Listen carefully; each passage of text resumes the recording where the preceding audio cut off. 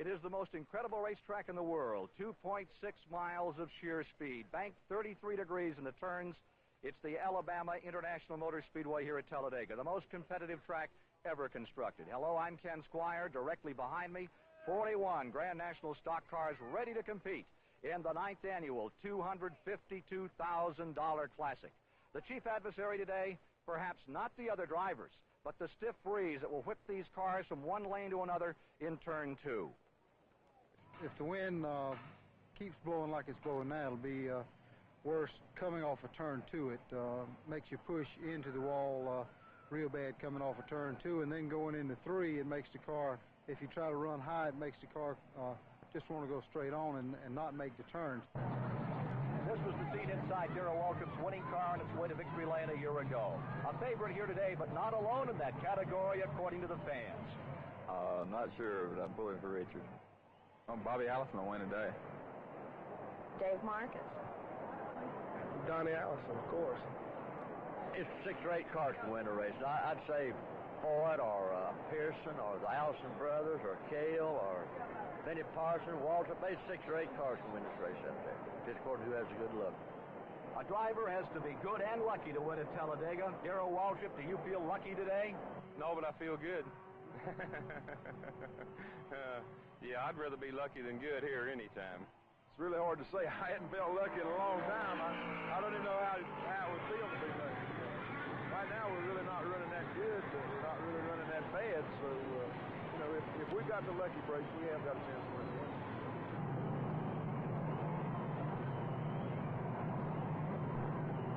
The pace car moving down pit road, and today we have our camera mounted inside the Louisiana driver Skip Manning's car in the front of the field. He was 4th place finisher just a year back in the August Talladega 500, and he tells us what you'll be seeing right over his shoulder in his Buick car number 92.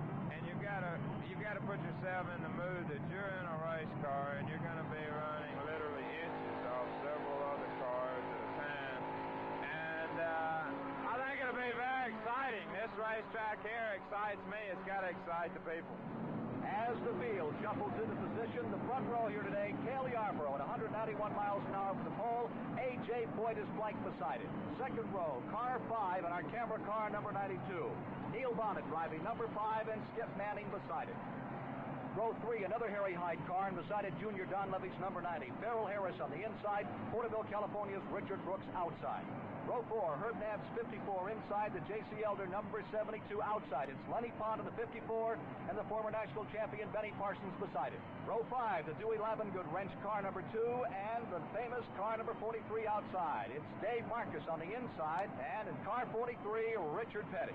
Here's A.J. Foyt with a problem pulling on pit road. Reviewing the field further back, Moss Ellington's car number 1, Donnie Allison with controls, starts 17th, flanking him. Last year's runner-up, the Buddy Parent car for Darrell Waltrip, worried about this year's start.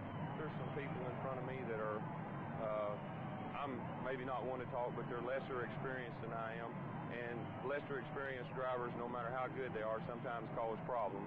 Other drivers will have problems today. Bobby Allison will start 12th. Foyt rejoining the field, starting 41st today. Skip Manning has moved up into the front row alongside Cale Yarborough. Buddy Baker is starting way back in 22nd. There's the 51 of Foyt. At the end of the field as the green flag is unfurled and the Alabama 500's underway.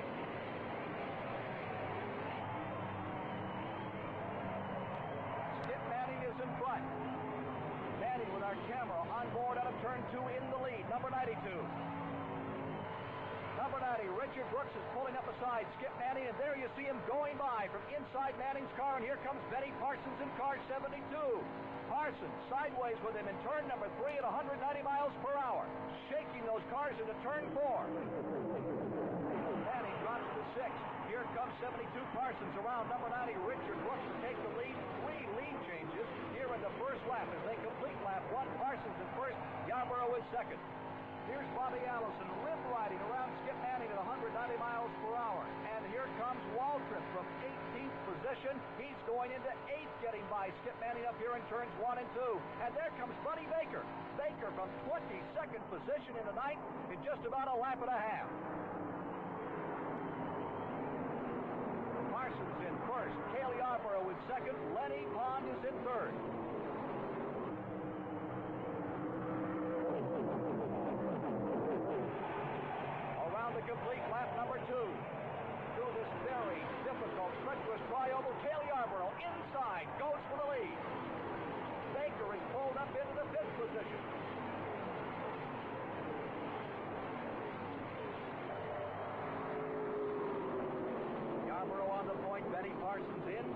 Bobby Allison now third, running fourth is Lenny Pond.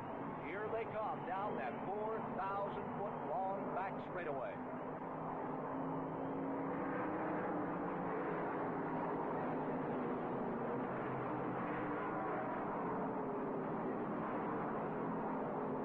Whoa, an engine blows in the center of the field.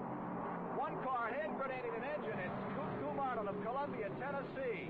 Looking like a defective rocket as car number 14 goes up in smoke. That'll bring out the first caution of the afternoon as Cuckoo Marlin loses the engine on the Chevrolet. And the 1978 Alabama 500, Cuckoo Marlin's car 14 looking still hungry after devouring its own engine out here. We're back under green with Cale Yarborough first, Benny Parsons second, Darrell Waltrip third, and Donnie Allison's car number 1 running fourth. Here's Darrell Waltrip in the 88 on these 33-degree high banks, 5 stories high, battling out of turn 2 to pick up a position.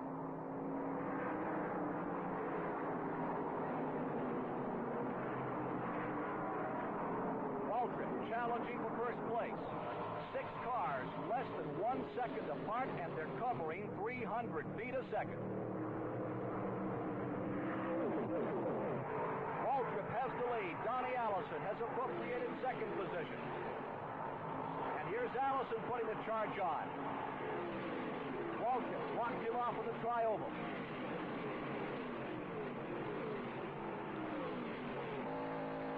For you backseat drivers, you're peering over the shoulder of Skip Manning at 190 miles per hour, running in 9th position, going up into turn 3.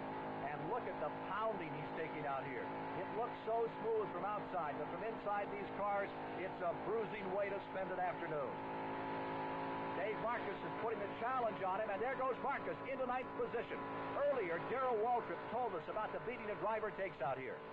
The car is moving so fast, and there's a lot of movement in the race car. You're going to see this.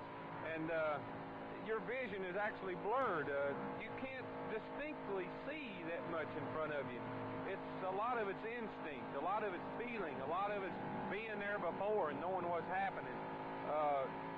It's why wrecks are caused sometimes, because a guy realizes I can't see much further than the fender of my car, you know, and he drives head on into somebody.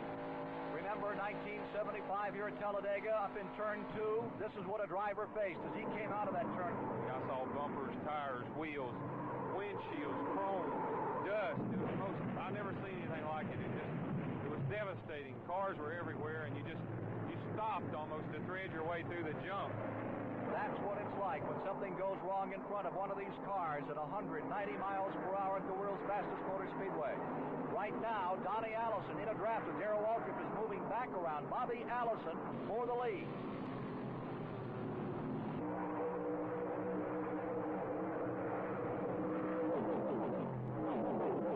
Donnie Allison, winner of the Talladega 500 with assistance from Waltrip himself last year at the end of the race, is out in front.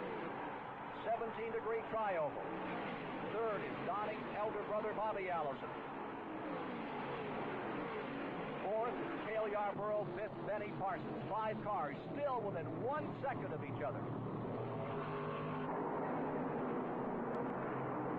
As much as driving style is a puzzle between these competitors, and here we're watching Waltrip ducking under Donnie Allison on the back straightaway, the stiff breezes today are perhaps the biggest riddle. Earlier, Cale Yarborough, now pulling to 3rd position, talked about the wind here at Talladega. I look at the flags when I come down the front stretch and to see if the wind is still blowing the same direction it was the lap before, because sometimes it will change. The enigma of the unseen, represented only by these flags flying stiffly in the breeze, the problem for these race cars. Buddy Baker told us more. It's very similar to driving a speedboat or an airplane or anything else. You have to know the wake, and the air becomes awake when you get to a certain speed. It can be just like a rudder as far as how it makes the car go. If you ever throw it sideways there, you're in more trouble than you can get out of it. And to verify the testimony of Buddy Baker, watch what happened in 1976 when a car got sideways. That's Richard Brooks, Porterville, California, sliding 900 feet, and it sets off a chain reaction. Benny Parsons out of control, and right in his door, David Pearson. 3 $65,000 cars in dire straits because one got just a little sideways. Back to the race here in the 1978 Alabama 500. Donnie Allison first, Darrell Waltrip is in second, Cale Yarborough third, and Richard Petty, who hasn't won a race in 24, almost a year since Petty was last in victory lane at Daytona Beach, is up into fourth position. Look at this battle for the lead. Waltrip on the high side. Downstairs, Donnie Allison in the number one. And they go three deep. Cale Yarborough charges to the inside groove. Richard Petty pulls underneath everyone. He's beneath Cale Yarborough, and Petty goes out in front. The Dodge automobile that's been in trouble all season long now leads here at Talladega, Alabama. Coming down to complete this lap, Petty is first. No, he's dropping back. Cale Yarborough retakes the lead. Donnie Allison goes to second. And in one lap, Richard Petty has moved from fifth to first and fallen back to third in just one lap here at this amazing track.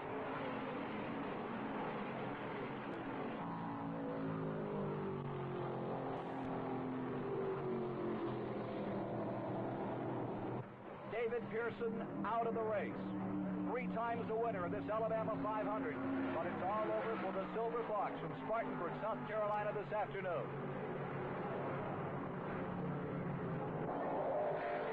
A quartet of contenders striving for the lead, and the lead belongs to anyone who dares to go for it.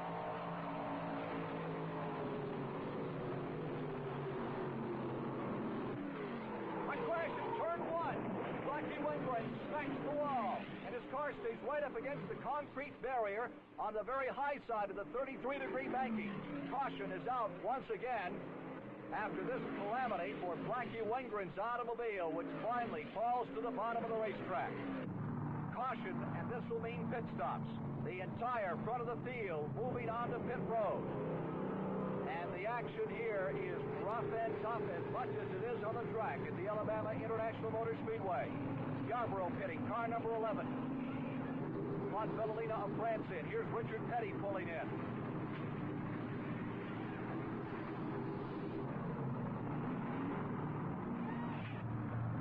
Sort of looks like feeding time at the zoo.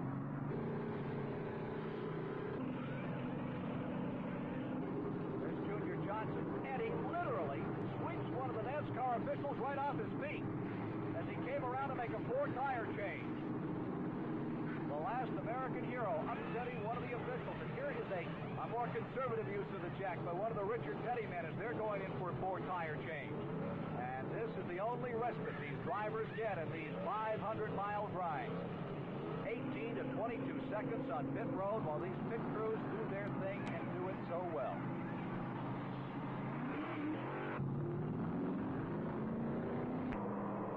Alabama International Motor Speedway, the $252,000 1978 Alabama 500 thunders toward conclusion. I'm Ken Squire with the action already out. Ron Hutcherson, Benny Parsons, David Pearson, Bobby Allison, Neil Bonnet, and Chuck Brown among the leaders who've fallen by the wayside. And right now, number 27, Buddy Baker, who has not won a race since he won this Alabama 500 in 1976 at a record-breaking speed that year of 169 miles an hour, is out in front. You see Donnie Allison in second. Darrell Waltrip is running third. And the interval, first to third, about 1 second. Donnie Allison challenging, taking first position. Waltrip pulls down for the lead.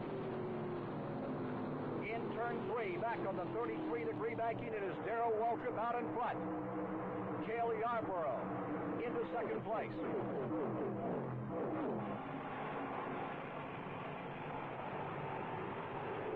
5 cars, bumper to bumper, back to Richard Petty's number 43, fighting for the lead in the waning moments of the race. Let's take a look inside our camera car once again. The Skip Manning number 92 running back in 9th position. Looks so smooth out here now, but it's so rough out there. Earlier, we asked Skip if the last 100 miles was more difficult than the first part of the race. Yeah, it really is. It requires so much concentration because usually it's a super competitive race. There's people running in a bunch, and they're running so quick, so close together, that you honestly just can't make a mistake. And we're all human, so it's really difficult to keep your mind glued on what you're doing for 3 or 4 hours. Here's Donnie Allison's car number 1 slowing down out of turn number 2. Donnie Allison dropping off the pace. 4 cars now in the lead lap and in contention to win this Alabama 500. Waltrip first, Cale Yarborough second, Petty third, Buddy Baker in fourth.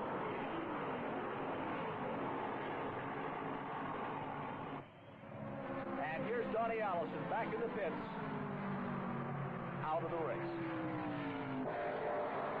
There were 5, and now there are 3. Waltrip has dropped off the pace. Petty is in front. Baker and Yarborough are running side by side. Darrell Waltrip's 88 is out the lead draft, and Richard Petty is in the lead. Still side by side. Buddy Baker's blue and white number 27 on the inside. Cale Yarborough wheel to wheel with it. Through the tri-oval, Richard Petty seems to be drawing away. 24 straight races without a win for Petty. Remember, he's won 185. Will he make it 186 today? Hobbling into the pits, Darrell Waltrip. Car number 88, they go to work inside the automobile immediately. There's Buddy Parrott, the crew chief.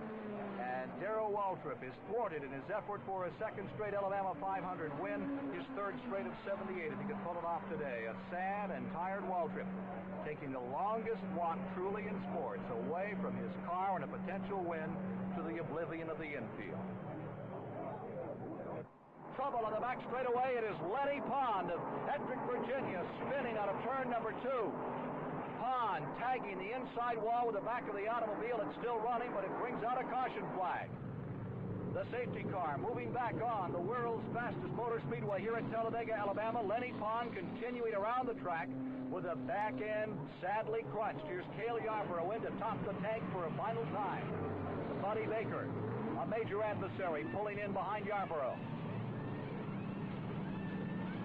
As they put left side tires on his car, here's Richard Petty's number 43, and there's something amiss. They're going underneath the automobile. It's more than tires here on Petty's car. Cale Yarborough with a quick tire change. They're putting him back on the track.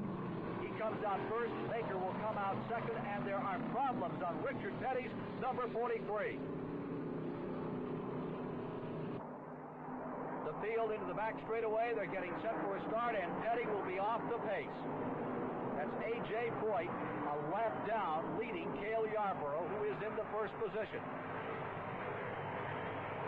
Field coming down for a start. Richard Petty just down off the jacks. Here's the field out of turn number 4. And as they break back to the line, it is Cale Yarborough in the lead. Buddy Baker is in second. Foyt, remember, the red automobile is 1 lap down, running in third. Petty's automobile is finally underway, but he's out of the hunt. Baker dramatically making up ground on Cale Yarborough with the assistance now of A.J. Foyt, drafting beneath Cale Yarborough with a 2.5 lap distance to go.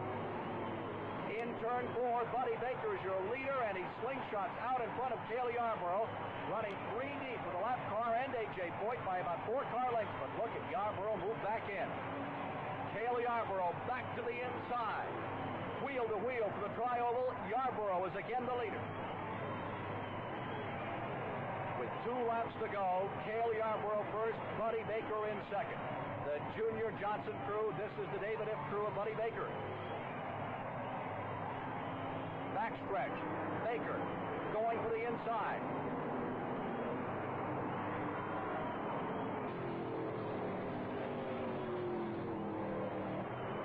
White flag when they come around this time. Baker back in front.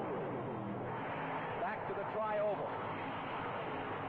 The starter about to put out the 1 lap indicator on the field. And it comes down to a 2-car shootout between Buddy Baker, 1976 winner of this event, hasn't won since, and Cale Yarborough looking for his 51st victory today, seeking his first win at the Alabama International Motor Speedway in the back straightaway. Last time around, speed at over 190 miles per hour. A.J. Foyt's red car is in third, a lap down. Skip Manning has appropriated fourth with that high attrition rate at the end of the race. And Manning is trying for third on the inside. Here they are in turn 3, headed for 4. Baker in front. In second, that white car. That is Cale Yarborough, and he drops to the inside. Headed to the tri-oval, side by side. A.J. Foyt comes high. It is Cale Yarborough breaking in front. Yarborough pulling away by 8 car lengths. Cale Yarborough will win the Alabama 500